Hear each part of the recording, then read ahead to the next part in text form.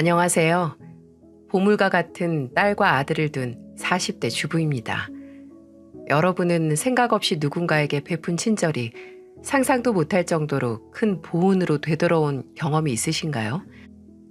제게는 너무나 당연한 행동이 나중에 눈덩이처럼 커다래진 복으로 찾아오는 거죠. 떡 줄 사람은 꿈도 안 꾸는데 김칫국부터 마신다. 이런 말이 있잖아요. 저 같은 경우에는 떡이 있는지도 몰랐고 관심도 없었는데 정말 자다가 떡이 생긴 거죠. 모든 일의 발단은 제가 지금의 남편을 만나면서 시작됐어요. 저와 남편은 음식 소모임에서 만났는데요. 같은 관심사를 같은 사람들끼리 모여서 정보도 공유하고 대화도 하는 모임이었죠. 음식 모임인 만큼 서로만의 조리법, 맛집 등을 공유하고 만나서 새로운 맛집을 개척하기도 했고요. 회사 생활에 찌든 저의 숨통을 틔워주고 소소한 행복을 주는 모임이었어요. 그리고 그 모임에 가면 남편을 만날 수 있었거든요. 남편은 첫인상부터 정말 딱 제 스타일이었어요. 저는 저와 같은 상식선을 가진 사람을 좋아했거든요. 왜 사람들마다 상식이라는 기준선이 있잖아요. 남편은 저와 딱 맞는 퍼즐 조각처럼 말이 잘 통하는 사람이었습니다. 그런 남편과 마음이 맞아 20대 후반에 약 3년간의 연애를 했고 결혼을 했습니다. 제 마음에 쏙 드는 성격과 상식선을 가진 남편이기에 그런 남편의 부모님께서도 남편만큼 좋은 분들이라는 막연한 예상을 했습니다. 하지만 아무리 같은 가족이라도 모두 닮진 않잖아요. 같은 부모 아래서 자라도 제각기 자라는 게 형제 자매니까요. 남편의 누님분들, 그러니까 시누이들이 그런 예였습니다. 처음으로 남편의 본가로 인사를 드리러 가는 날 남편이 제게 넌지시 경고를 하더라고요. 집에 가면 누나들도 있을 거야. 막내 동생 데려오는 여자 궁금하다고 난리다 난리. 내가 중간에서 맡긴 할 테지만 혹시나 누나들이 무례하게 굴면 그냥 무시해. 뭐야 민준 씨, 왜 이렇게 겁줘? 뭐 얼마나 잡으시겠어. 말리는 시누이도 다 옛말이야. 우리 누나들은 그냥 시누이지 수준이 아니라서 그래. 아유, 사람들이 나쁜 건 아닌데 그냥 종종 사람 속을 긁는 소리를 아무렇지 않게 하거든. 우리 어머니 쏙 닮은 거지 뭐. 그러니까 주아 씨가 웬만해서 상처 안 받았으면 좋겠어. 그냥 흘려들어 흘려. 알았네요. 내가 더 알아야 할 거 있어 또? 아, 누님분들 이혼하셨다고 했었나? 그럼 난 그냥 모른 척하고 있는 게 낫겠네? 애들은 있으시고? 둘 다 있어. 근데 다 전 남편들이 키워. 누나들은 그냥 아버지한테 종종 돈 타가서 쓰는 게 취미야. 둘 다 40인데 보면 속이 꽉 막힌다, 꽉 막혀. 남편에게 전해들은 걸로만 보면 시누이들은 그저 아나무인, 선을 지키지 못하는 무례한 사람들처럼 들리더군요. 본인이 중간에서 말리겠다. 그래도 너무 심하게 대하진 않을 거다. 그래도 무슨 말을 들으면 상처받지 마라. 이렇게 어찌나 강조하는지 이게 겁을 주는 건지 안심을 시키는 건지 모를 정도였죠. 직접 마주한 시누이들은 남편이 저에게 미리 경고를 할 정도로 세긴 센 분들이었네요. 민준이랑 나이 차이 얼마 난다고 했지? 연상? 동갑이야, 동갑. 어머, 근데 좀 민준이보다는 더 성숙해 보이네요. 우리 민준이가 곱게 자라서 얼굴에 풍파가 없긴 해. 성숙과 노숙 사이? 나쁘게 듣지 말아요. 그런 타입 중에 세련된 타입들이 많거든. 언니 너무한다. 회사 다닌다고 했죠? 민준이랑 같은 회사? 뭐 어딨지? 식품 쪽이었나? 저기요. 나 말고 동생이 또 있나? 식품회사에서 일하는 동생은 또 누구야? 누나 남동생은 제약회사고요. 주아 씨는 홍보대행사야. 아, 홍보. 그럼 직급은 어떻게 돼요? 예, 미수가. 그만 좀 물어봐라. 네 아버지랑 나도 가만히 있는데 왜 너희가 유난이니? 엄마는 이게 무슨 유난이에요? 우리 막내 만나는 여자 능력 좀 보려고 하죠. 주아 씨 불편해요? 아니면 말하기가 좀 그런 수준인가? 아니요, 불편하긴요. 괜찮아요. 저는 지금 과장 단지 한 1년 가까이 되고 있어요. 어머, 팀장? 와, 주아씨, 나이치고는 승진이 좀 빨랐나 보네요. 네, 얼굴이 노숙한 만큼 직급도 좀 빨리 달았어요. 유쾌하진 않았지만 뭐 이 정도 공격은 간지럽지도 않았습니다. 회사 다니면서 볼 꼴 못 볼 꼴 보면서 단련된 멘탈인데 오히려 옳게 기죽이기 수가 빤히 보여서 싱거울 정도였죠. 제가 그날 인사 자리에서 신경이 쓰였던 건 미숙한 시누이들이 아니라 시부모님들이었습니다. 그래, 신혼집은 어디로 하기로 했다고? 제 회사에서 좀 더 가까운 곳으로 하기로 했어요. 거기가 집값이 싸기도 하고 저는 대중교통 타고 다니고 주아 씨는 차 끌고 다니기로 해서요. 그래, 세아가 혹시 결혼 준비하면서 도움 필요하면 가리지 말고 말해라. 민준이 이놈이 영 뭐가 필요하다면 필요하다고 말을 안 해서 도통 내가 뭘 해줘야 하는지 감이 안 잡혀. 아니 아버지, 민준이만 자식이에요? 늘 저렇게 민준이한테 못해줘서 안달이시라니까. 네 언니랑 너랑 다 시골일 때 100% 지원해줘도 말아먹었으면서 무슨 말이 그렇게 많어? 아버지, 전 딱히 해주실 거 없어요. 예산도 저희가 모은 돈으로 넉넉하고요. 이놈아, 나중에 저 두 놈들처럼 섭섭하다고 하지 말고 지금 말해라 지금. 저것들은 받아놓고서도 섭섭하다고 하지 않냐? 세아가 뭐 필요한 건 더 없냐? 말씀만으로도 감사합니다 아버님. 혹시라도 도움 필요하면 민준 씨 몰래 제가 말씀드릴게요. 그래. 이 재미없는 놈한테는 말하지 말고 나한테 직접 말해라. 아유, 아주 며느리가 예뻐 죽겠수? 눈에 넣어도 보지 그래요? 내가 또 뭘 거슬리게 했다고 그래?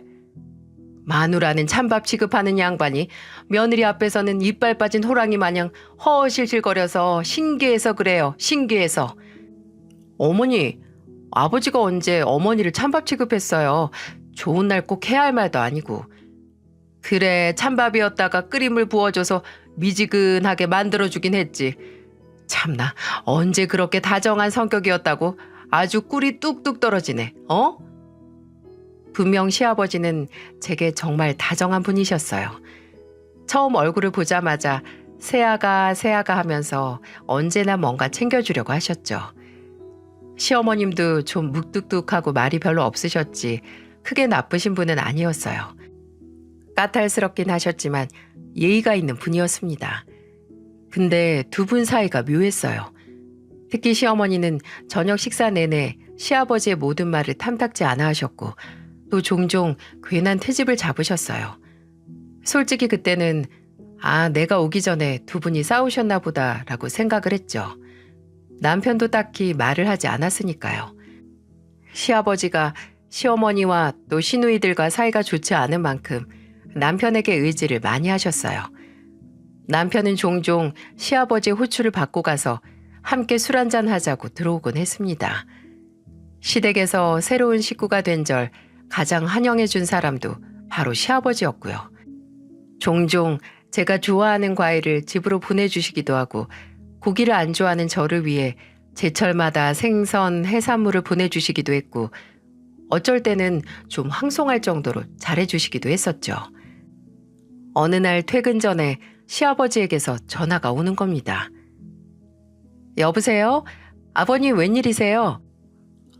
세아가 너 이제 퇴근하냐? 네, 이제 퇴근하려고요. 왜요? 내가 지금 너희 회사 근처인데 내려오면 바로 내 차 보일 게다. 네? 아버님이요? 갑작스런 방문에 어안이 벙벙했어요. 집도 아니고 회사에 오신다고? 무슨 일이 났나 싶어서 헐레벌떡 회사 건물 밖으로 나와서 시아버지의 차를 찾았습니다. 영문을 모르는 제가 조수석에 타면서 시아버지에게 무슨 일이냐고 물어도 기다려보라고만 하시고 운전을 하시더라고요. 궁금증만 증폭시켜놓고 시아버지가 저를 데려간 곳은 다름 아닌 근처에 있는 백화점이었어요. 그날은 저의 생일 전날이었고 시아버지는 제게 생일 선물을 사주시기 위해 백화점으로 저를 데리고 오신 거였죠. 내가 알아서 사고 싶어도 이 늙은이가 젊은 애들 취향을 어떻게 알아. 가서 원하는 걸로 골라 잡아라. 너무 싼 걸로 잡으면 통과 안 시킬 거다. 시아버지는 일정 금액 이상의 물건을 고르라고 제게 말씀하셨어요. 저는 백화점에서 덜컥 비싼 물건을 고를 수 없어서 발만 동동거렸죠. 죄송스럽게 늘 받기만 했으니 사람이 엄치가 있어야죠. 처음엔 작은 향수를 골랐다가 시아버지에게 빠꾸당하고, 반지가 골랐다가 놓고 다른 거 고르라는 시아버지 압박에 결국 결혼하고 처음으로 시아버지께 받는 선물로 명품 가방을 고르고 말았습니다. 결제하면서도 제가 죄송해서 어쩔 줄 몰라 하니까 시아버지는 화통하게 웃으시면서 처음 선물이니까 큰 거 주지 내년에는 기대하지 말라고 하셨네요. 집에 와서 남편에게 시아버지께서 사주신 가방을 보여주면서 마음이 너무 불편하다고 했어요. 근데 남편은 그런 제게 이런 말을 하더군요. 당신이 선물 주는 맛이 나서 그래. 반응이 좋으니까. 반응? 우리 어머니랑 누나들은 아버지가 뭘 해줘도 너무 당연한 걸로 받아들이거든. 어쩔 때는 성에 안 차서 더 내놓으라고도 하고. 근데 당신은 아버지가 삼을 해주면 거의 팔 만큼 반응하잖아. 황송해서 어쩔 줄 모르겠다는 것처럼. 또 당신이 아버지한테 늘 말을 예쁘게 하기도 했으니까 너무 부담스러워하지 마. 누나들은 3을 주면 10을 더 달라고 하는데 나야 아버지가 뭘 해주시면 왜 해주시냐고 안 해주셔도 된다고 하는 재미없는 아들이고. 알면 좀 고쳐. 그게 말이 쉽나? 근데 우리 아버지 기준을 너무 높여놓으셨는데? 아버지가 가방 해주셨으면 난 당신 생일 선물로 뭘 해줘야 하나? 아유, 많은 거 안 바래요. 변기나 앉아서 좀 써. 남편의 말을 듣고 나니 시아버지에게 연민이 느껴졌어요. 시아버지는 6층짜리 원룸으로 구성된 건물을 소유하셔서 임대 사업을 하고 계셨거든요. 건물주라는 게 말이 돈을 갈퀴로 긁어모은다고 생각이 되지만 시어머님과 시누이 둘까지 책임지기에는 또 버거울 것 같다는 생각이 들더라고요. 매번 해줘도 더 해달라는 가족을 보면서 얼마나 공허하셨을까 괜히 제 마음까지 외로워지더군요. 그런 말을 듣고 난 만큼 저도 더욱더 시아버지에게 잘하려고 노력했습니다. 물론 시아버지께서 저를 챙겨주시는 것에는 못 미치겠지만 며느리로서 최선을 다했어요. 나중에 제가 첫째, 둘째를 낳았을 때는 산후조리원도 시아버지께서 지원해 주시고 아이 낳고 일을 그만둔 제게 용돈하라고 현금도 종종 손에 쥐어주셨어요. 아휴, 제가 이런 은혜를 어떻게 다 갚을 수 있을까요? 그저 늘 한 번을 더 찾아뵙기 위해서 노력하고 더 많이 함께 시간을 보내는 것뿐이었죠. 그렇게 제가 결혼을 하고 10년이 훨씬 넘어갈 때쯤 왜 더 시아버지와 시간을 보내지 않았을까 후회를 하게 되는 사건이 터지고야 말았어요. 집에 있던 남편이 한 통의 전화를 받고 그대로 땅에 주저앉더라고요. 거실 소파에 앉아있던 저는 그 모습을 보고 바로 달려갔죠. 남편을 부축하면서 도대체 무슨 일이냐고 물으니까 남편은 입술을 파르르 떨면서 말하더군요. 아버지가 나 병원 가야 돼 지금. 아버지가 암이시래. 대체 다 이게 무슨 말인가요? 듣기만 해도 무섭더군요. 암이라니. 매번 건강검진이 귀찮다고 미루셨던 시아버지가 근래에 살이 많이 빠지셨거든요. 배가 아프다고 식사도 잘 안 하셔서 처음에는 여름이라 식중독은 아닌가 싶었는데 나이도 있으시니 저와 남편이 거의 반강제적으로 건강검진을 받으시게 했었어요. 근데 그 건강검진 결과가 저희에게 절망을 안겨준 겁니다. 남편이 보호자로서 시아버지와 병원에 가니 그 절망은 더 심각해졌죠. 시아버지는 정밀검사로 말기 췌장암 판정을 받으셨어요. 말기라는 단어에 저와 남편은 무너져 내렸습니다. 아니, 저희가 문제가 아니고 시아버지께서 이미 사기가 꺾이신 듯 보였네요.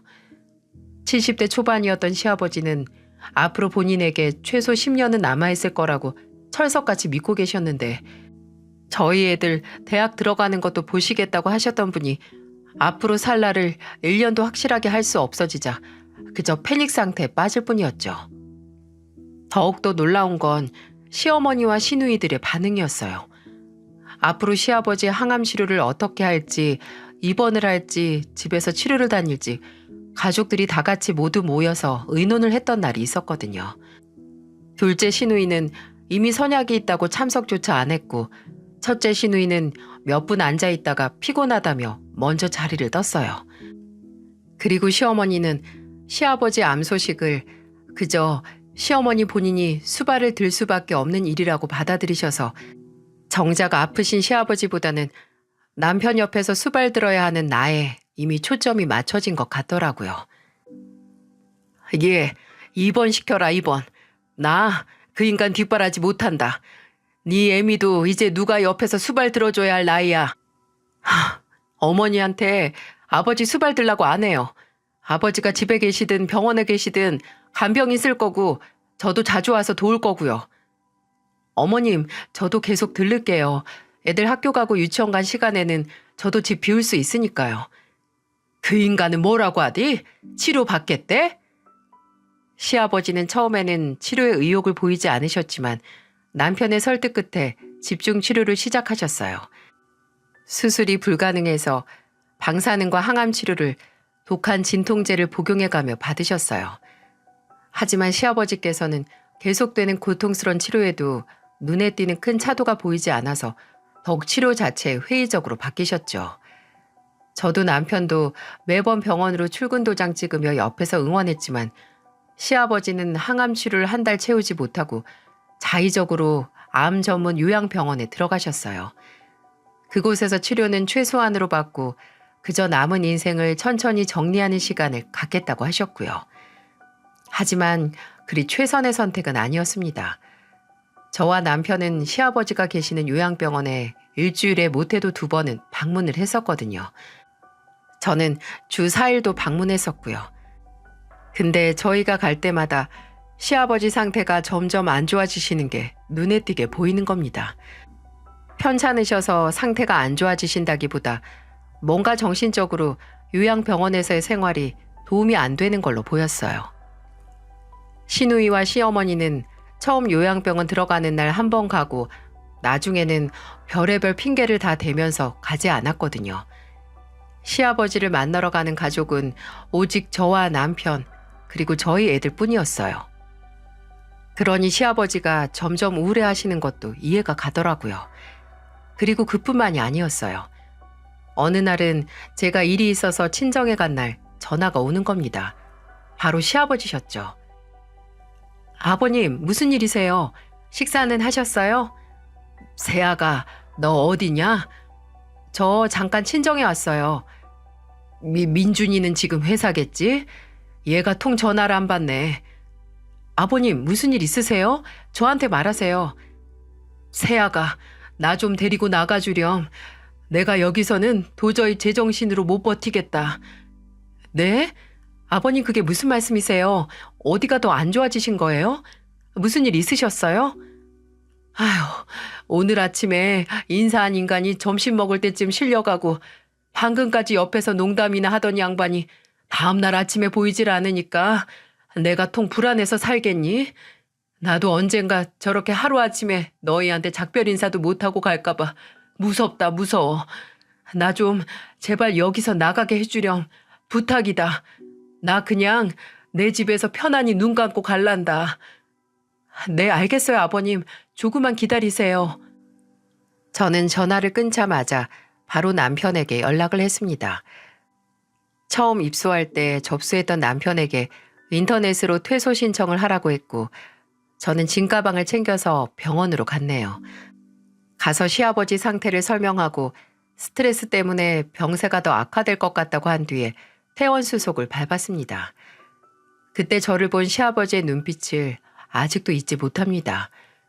탁하게 불이 꺼진 것 같은 눈이 저를 발견하자마자 탁 하고 전등이 들어오는 것처럼 맑아졌죠. 퇴근한 남편과 시아버지 짐을 시댁으로 옮겼고 시아버지께서는 그제야 숨통이 좀 트이시는 것 같았어요. 갑작스런 퇴원에 시어머니는 언짢아 하셨고 남편은 시아버지의 상태를 설명했죠. 근데 시어머니가 그 말을 듣고 뭐라고 했는지 예상이 가시나요? 아픈 인간이 그럼 아픈 인간들이랑 같이 있지. 누구랑 같이 있으려고? 지가 먼저 들어간다고 해놓고. 집안에 아픈 사람 있으면 그 집안 분위기가 우울해지는 법이야. 부정적이고 나쁜 기운으로만 찬다고. 예나 지금이나 남의 생각은 눈꼽만큼도 안 하고 그저 지 걱정뿐이지. 아유, 이기적인 인간. 시어머니의 냉소적인 말에 저는 제 귀를 의심했습니다. 저게 나와 결혼하고 사이에 자식이 있는 사람에게 할 소린가요? 그것도 상대가 당장 시간이 얼마 남지 않을 정도로 아프고 또 아픈 걸로 수발을 들게 한 적도 없는데 말이죠. 병원에서 치료받을 때는 남편이 부른 간병인이 옆에 있었고 평일에는 제가 종종 가서 있었고 주말이면 남편이 가 있었는데 말입니다. 정작 시어머니는 시아버지가 암 판정을 받은 후 병원에서 하룻밤을 지샌 적이 없으셨네요. 근데 대체 뭐가 그렇게 꼴 보기 싫고 견딜 수가 없으신 건지 저는 도무지 이해가 가지 않았고 분명 제가 모르는 뭔가가 있다고 생각을 했어요. 시어머니는 환영하지 않았지만 아무튼 시아버지께서는 결과적으로 다시 시댁으로 돌아와 생활을 시작하셨어요. 병원에 가는 날에는 제가 시댁에 애를 맡기고 함께 갔다 오고 주말이면 저와 남편이 번갈아 가면서 시아버지와 시간을 보냈죠. 제가 시댁에 가서 시아버지 상태를 체크하고 그래도 몸에 좋다는 음식재료 사가서 밥 차려드릴 때마다 옆에 계시는 시어머니는 시아버지께 별의별 시비를 다 거셨어요. 다 늙어서 무슨 미련이 남았다고. 며느리 고생이란 고생은 다 시키네. 어휴, 속 터져. 어휴. 가시돋친 말만 하는 시어머니와 그런 시어머니의 말을 묵묵히 듣기만 하는 시아버지. 그 사이에서 저는 불편해서 죽을 것 같았어요. 시아버지는 시어머니와의 사이가 멀어질수록 저와 남편에게 의지를 많이 하셨어요. 저희 부부가 가능한 부분까지 최선을 다한다고 했지만 저희가 없을 때 시아버지가 시댁에서 어떤 시간을 보내는지 알지 못했죠. 시댁으로 거처를 옮기면서 간병인이 없어도 될 만큼 체력은 회복을 하셨거든요. 남편은 시어머니께 아무래도 복용하는 약이 많으니 옆에서 약 먹는 시간만 챙겨달라고 부탁을 해놓은 상태였어요. 근데 한 번은 저와 남편이 하루 시댁에 방문을 못했던 날 시아버지께서 응급실에 갔다는 시어머니 연락을 받게 됐죠. 저와 남편은 허둥지둥 병원으로 향했고 알고 보니 시아버지께서 진통제를 비롯한 약을 제때 드시지 못해서 통증으로 경미한 발작이 왔던 거였어요.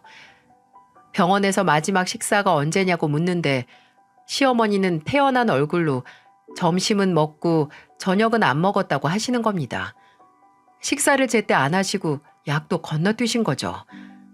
저와 남편은 하루 동안 시아버지 상태를 확인 못해서 이런 일이 일어났다는 죄책감을 가지고 시아버지를 병원에 입원시켰어요.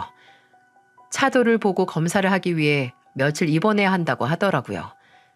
저는 일단 시어머니를 시댁에 데려다 드리고 시아버지가 쓰실 짐을 챙겨와야 했고 남편은 다음날 출근을 해야 했기에 시아버지께서 잠든 틈을 타서 자리를 비웠습니다. 그리고 셋이서 시댁으로 갔어요. 남편은 시댁 문턱을 넘자마자 시어머니에게 불같이 화를 내더군요. 제가 뭐 많은 거 부탁했어요? 약 제때 드시는지 확인만 해달라고 약 먹기 전에 식사만 챙겨달라고 했잖아요. 얘는 왜 이렇게 소리를 질러 지르길 내가 뭐 한 번 약 건너뛰었다고 이렇게 유난을 떨 줄 알았니? 그리고 내가 그 인간 밥을 왜 꼭 챙겨줘야 돼? 아니 손이 없어요 발이 없어. 잘만 걸어다닌 인간이 밥을 굶기는 왜 굶어? 어머니 아까 병원에서 뭐 들으셨어요? 아버지가 주무시다가도 밥도 약도 못 드신 거 아니에요?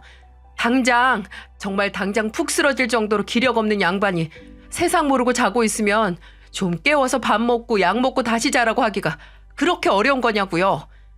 내가 뭐가 예뻐서 그런 수고까지 해. 내가 왜? 너, 네 애미가 얼마나 불쌍하게 살았는지 몰라서 그런 소리 하는 거야? 옆에서 그저 시어머니와 남편의 싸움을 두고 볼 수밖에 없던 저는 이제 올 것이 왔다고 생각했어요.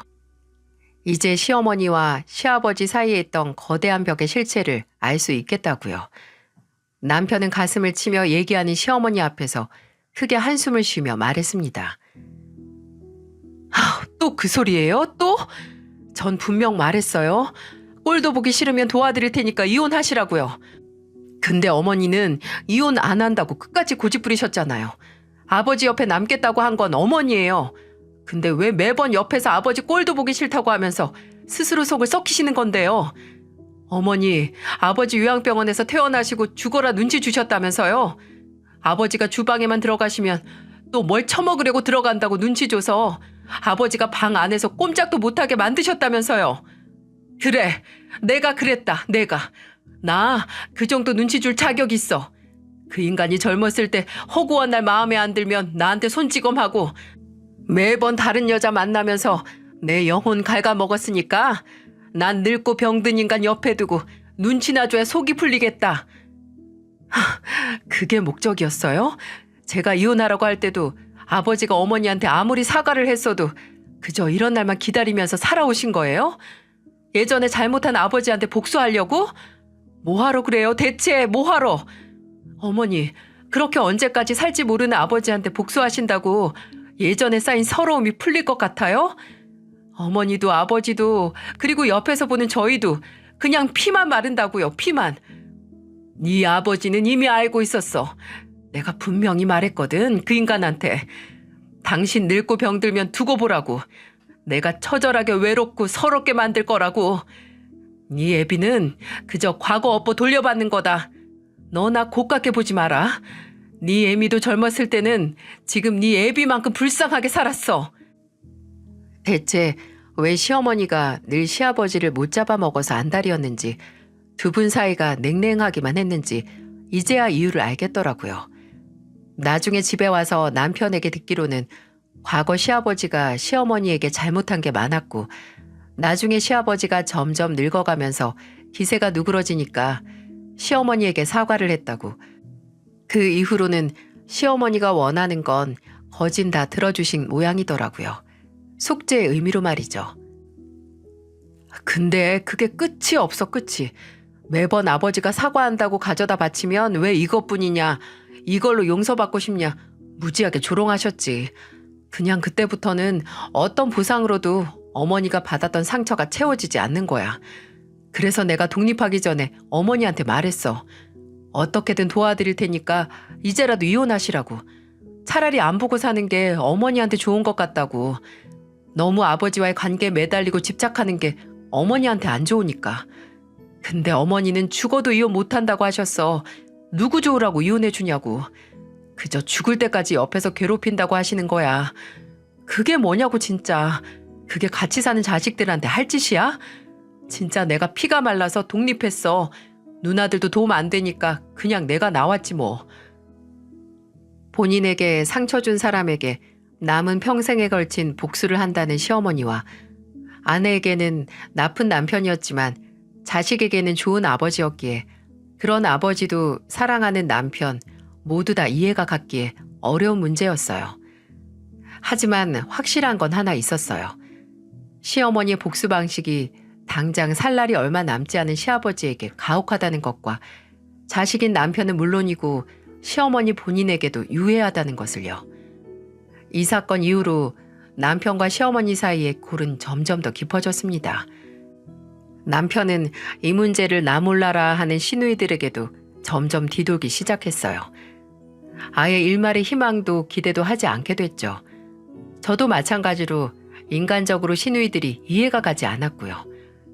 저희 집에는 당장 시아버지에게 내어드릴 방이 없었기에 그저 제가 시댁으로 출근하듯 가서 시아버지를 챙겨드렸고요. 남편은 퇴근을 아예 시댁으로 해서 하루에 한 번은 시아버지 얼굴을 봤습니다. 그리고 주말이면 꼭 저희 애들을 데리고 시아버지를 찾아갔죠. 얼마 남지 않은 시간, 손주들과의 시간을 어떻게 해서든 더 보내게 해드리고 싶었으니까요. 그렇게 아슬아슬한 날이 지나갔습니다. 시아버지께서 복용하는 약은 나날이 늘어만 갔고, 손등에는 더 이상 주사 바늘이 들어가지 않을 정도로 가죽만 남게 됐어요. 그리고 시아버지께서 암 판정을 받고 석 달이 지날 때쯤 시아버지의 생신날이 다가왔어요. 저와 남편은 어쩌면 마지막일 수도 있는 생신일지도 모르니까 가족들이 모두 모여서 축하하면 좋을 것 같다고 의견을 모았어요. 남편은 그때까지도 시어머니와 시누이들과 사이가 서먹서먹하다 못해 거칠거칠까지 했지만 시아버지를 위해서 내색하지 않고 참기로 했죠. 주말에 날을 잡아 시아버지 생신 축하 계획을 위해 시누이들에게 연락을 넣었는데 정말 생각지도 못한 대답을 들었네요. 다음 주 아버지 생신? 어머야, 나랑 정숙이랑 엄마랑 여행 가기로 했어. 뭐? 여행? 언제 가는데? 다음 주 수요일에 가서 그 다음 주 화요일에 한국에 도착하지. 수요일이면 아버지 생신이잖아. 그리고 한국에 도착한다고? 그럼 해외여행을 간다는 거야? 감으로. 지금이 비수기라서 티켓이 싸더라고. 엄마가 말 안 했어? 난 엄마가 한 줄 알았는데. 아니, 제정신이야? 다음 주에 아버지 생신 있는 거 다들 몰라? 진짜 이런 말 하기 싫은데 어쩌면 마지막일지도 모를 생신이야. 근데 고작 그 해외여행으로 아내랑 딸이 자리를 비우겠다고? 그럼 어떻게 하니? 이미 몇 주 전에 표 사고 호텔 예약하고 다 했는데 며칠 자리 비운다고 무슨 일 안 나? 너는 꼭 무슨 일 나길 바라는 사람처럼 말한다. 무슨 헛소리를 하는 거야? 아니, 생각이 있는 거야, 없는 거야? 이 집에 제정신 바뀐 건 나뿐이냐고. 남편은 속이 터져라 미치려고 했고 저는 어차피 와봤자 좋은 꼴 보여줄 사람들도 아니니까 차라리 잘 됐다고 생각하자고 남편을 위로했네요. 시아버지의 생신날 새벽같이 시어머니와 시누이들은 괌으로 떠났고 남편은 연차를 내고 저와 함께 시아버지의 생신상을 준비했습니다. 시아버지께서 평소 좋아하시는 음식을 빠짐없이 만들기 위해 새벽 시장에 갔다가 수산시장에도 가고 마지막에는 마트까지 들러서 어마어마하게 장을 봐왔네요. 시아버지는 본인이 주무시는 시간에 시어머니가 공항으로 떠나 텅 빈 집에서 저희를 기다리셨죠. 장을 다 보고 애들까지 데리고 시댁으로 가자 시아버지는 오랫동안 웃지 않았던 사람처럼 힘겹게 얼굴 근육을 움직여 저희에게 미소를 보여주셨어요. 저와 남편이 주방에서 이것저것 만들고 있을 때 아이들은 할아버지 앞에서 재롱을 부렸고요. 딸은 영어 말하기 대회에서 했던 스피치를 보여드리고 아들은 유치원 장기자랑에서 했던 춤을 보여드렸죠. 시아버지는 공연 잘 봤다고 애들에게 종이접기로 이것저것 접어서 주셨습니다. 공연비라고 말이죠. 몇 시간을 주방에서 고생해서 정말 상다리가 부러져라 음식을 만들어 시아버지 생일상을 받으렸네요. 소화기관이 많이 약해져서 배부르게 드시지는 못했지만 시아버지는 정말 맛있다는 표정으로 한술 한술 뜨셨어요. 식사를 다 마치고 배부르게 먹은 아들이 낮잠을 자고 있을 때 시아버지는 본인 무릎을 베고 잠든 손주의 머리를 살살 쓰다듬으며 입을 떼셨어요. 내가 벌 받나 보다. 저와 남편은 영문 모를 시아버지의 말에 숨을 죽이고 다음 말을 기다렸어요. 예전에 민준이 네 애미한테 잘못했던 거 그대로 돌려받나 보다. 그러니 이렇게 당장 오늘 내일 해도 아내나 딸들이나 비행기 타고 여행이나 가지. 그런 말씀하지 마세요, 아버지. 아버지가 벌 받는 거면 저희도 옆에 없어야 돼요. 아버지는 어머니께 할 만큼 사죄하셨고 아버지는 벌 받을 만큼 잘못하신 것도 없어요. 제게는 늘 좋은 아버지셨으니까요. 남편은 이 말을 끝으로 몇 번 입을 달싹이더니 이내 감정이 북받쳐 오른 건지 바람 세겠다며 집을 나갔어요. 시아버지는 그런 남편의 뒷모습을 보면서 힘없이 웃으며 말씀하셨죠. 제가 나를 많이 아껴서 그런다. 분명 제 애미 마음도 다 이해를 할 거야. 근데 마음이 기울어서 너무한다고 생각하는 거겠지. 참, 나도 후회할 일만 어지간히 많이 만들고 살았네. 공허하고 허무한 말이었습니다. 저는 그런 시아버지에게 무슨 말을 해드려야 하나 한참 고민했어요. 하지만 무슨 말을 한다고 해도 큰 위로가 되지 않는다는 거 알고 있었죠. 제가 이 집 식구가 되기 전에 아버님이 어떤 인생을 살아오셨는지 전 모르지만 제게 아버님은 그 누구보다 다정한 최고의 시아버지셨어요. 남편에게도 아마 마찬가지였을 거고요. 남편에게는 최고의 아버지시겠죠. 그러니까 저나 남편에게 그리고 저희 애들한테도 후회할 거 하나도 없으세요.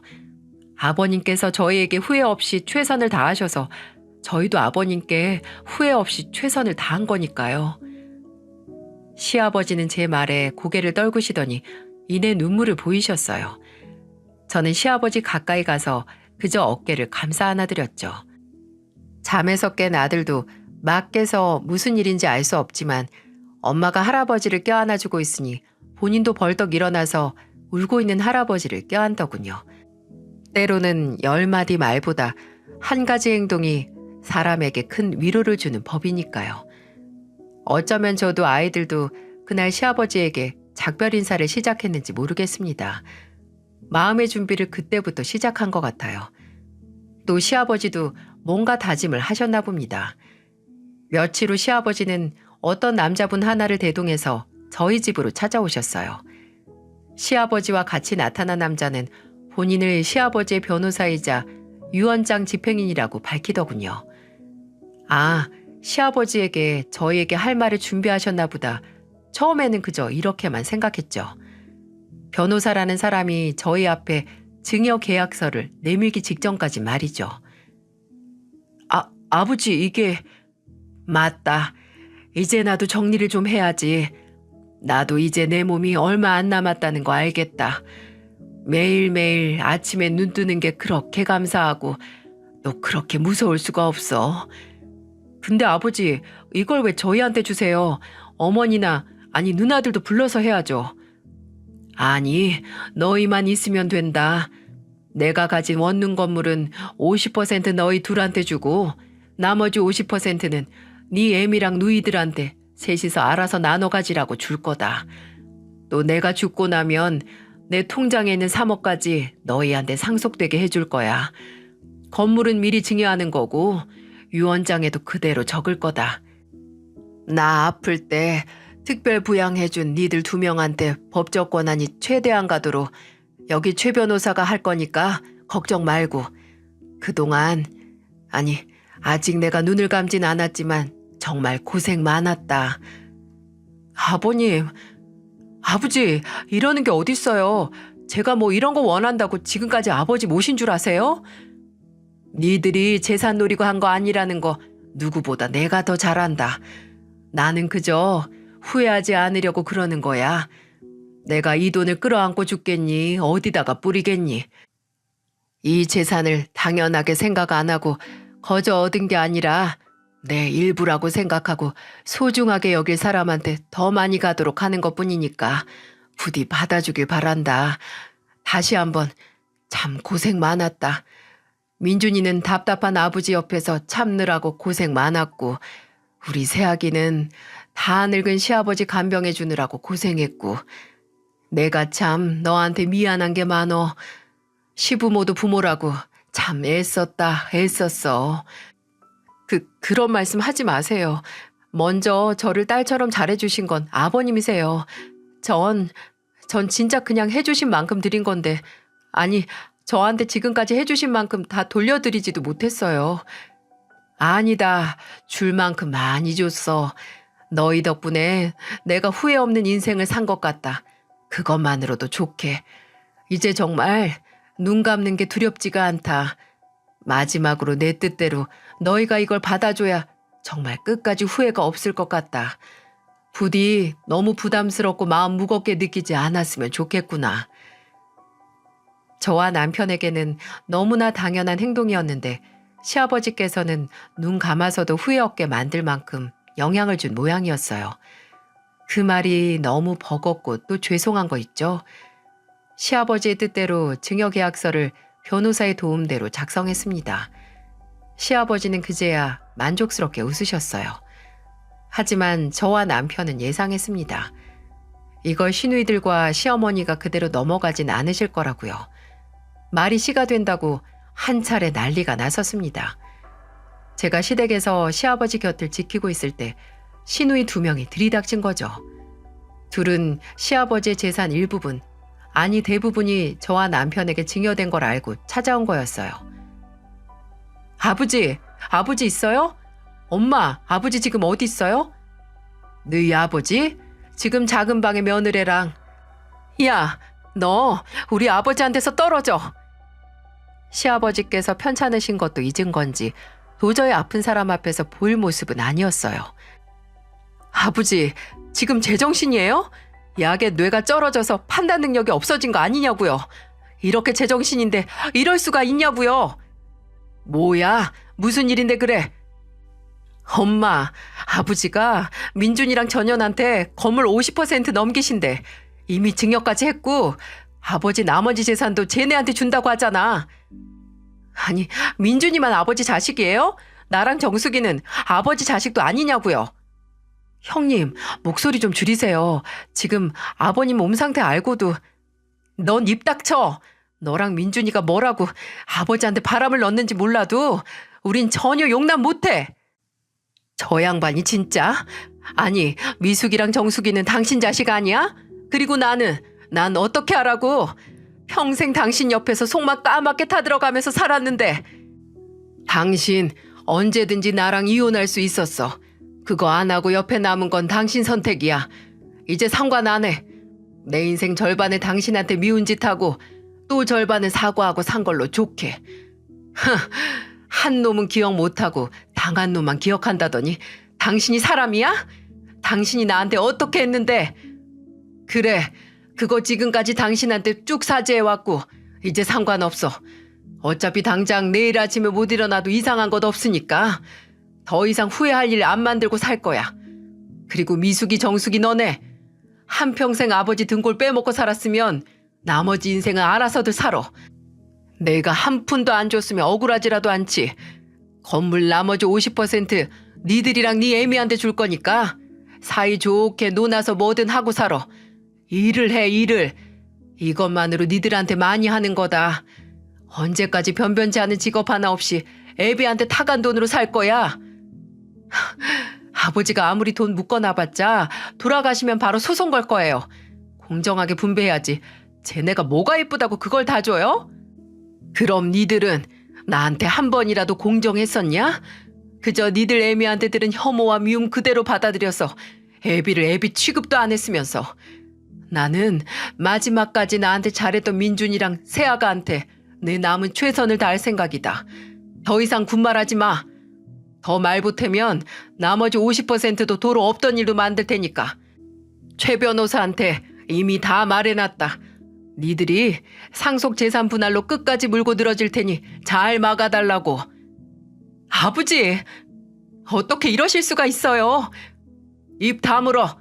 이게 내가 해줄 수 있는 마지막 부모 노릇이야. 제발 독립 좀 해라, 독립 좀. 몸뿐만 아니라 심적으로도 독립해서 일하면서 제목 해내면서 살아. 거의 울부짖는 시누이들에게 시아버지는 단호했어요. 더 이상 물고 늘어지면 줬던 것도 빼앗고 경찰을 부르겠다고 했더니 분이 안 풀려서 이곳저곳 치고받고 하더니 나가버렸네요.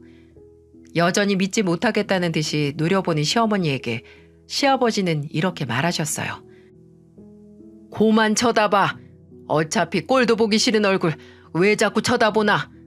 어차피 나 같은 인간은 포기했잖아. 왜 이제 와서 더 실망한 척을 하시나. 나는 이제 당신한테 할 만큼 했으니 예쁜 딸 둘이랑 잘 살아.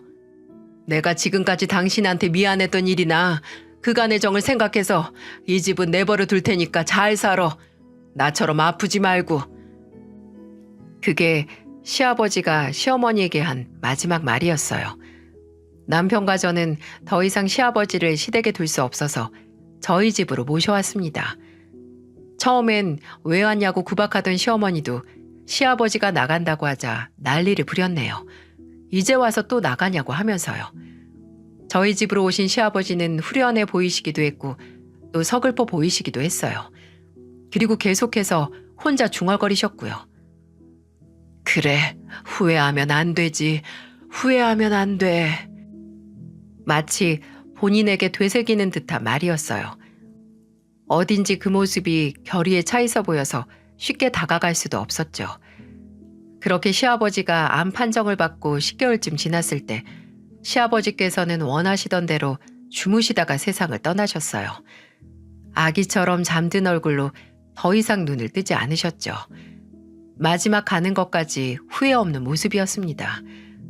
저와 남편은 어느 정도 예상을 했고 마음의 준비를 했다고 생각했는데 전혀 아니었어요. 시아버님의 장례식 내내 눈물은 멈추지 않았고 또 동시에 웃음도 멈추지 않았습니다. 저와 남편은 예전 시아버지의 모습을 회상하며 울고 웃었어요. 정말 끝까지 사람을 질리게 만들었던 건 장례식 내내 시누이와 시어머니가 오지 않았다는 거였어요. 남편은 시아버지 발인 날까지 그림자 하나 보이지 않는 그 세 사람을 생각하면서 부들부들 떨더군요. 어떻게 이럴 수 있냐? 진짜 사람이면 이러면 안 되지. 그렇게 길기도 하고 짧기도 한 장례를 치르고 나서 이제 더 이상 아픈 곳 하나 없을 시아버지를 생각하면서 기쁘기도 했고 또 허전한 빈자리에 슬프기도 하더라고요.